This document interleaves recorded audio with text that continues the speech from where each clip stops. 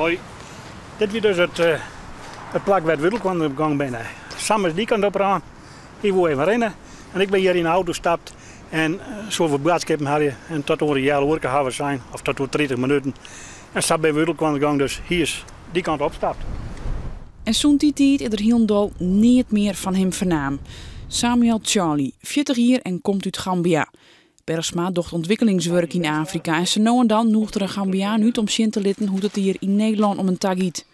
Bonne Bergsma denkt net dat de man uitnaaid is. De reden waarom ik zei van 99% ben ik zeker dat er net uitnaaid is. Hij had een voor Gambiaanse begrippen een goede baan. Hij had de beste baas voor Gambiaanse begrippen. Hij had een vrouw en hij had een zoon en hij had een huis. Dus hij had hier niks.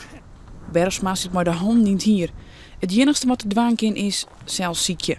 De burgemeester maakt het hem grutte zwaar over hoe het nou is met Samuel Charlie. We denken van alles, want je denkt, hij is ontvoerd, hij is kidnapt of ze hebben hem ergens in kwam trainen omdat hij zwart niet in is. Hij had een mooie jaar aan, had hem misschien broek gekend. Ja, je denkt van alles. De familie van Charlie is ik bellen. Ik zei haar niet van hem jet.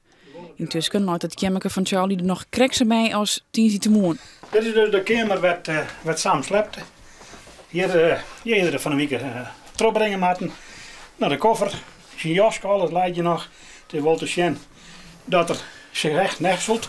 Het is krijgt een honnennest. Je had alles naar de holle te luisteren. En want voortaan kon we elkaar worden, maar de holle moest warm blijven. En dus, maar dit weer de bedoeling dat er hier van een week wijzen zo. De politie neemt de zaak serieus. Meestal die Samuel Charlie Sjoenha wordt vregen contact op te nemen met de politie.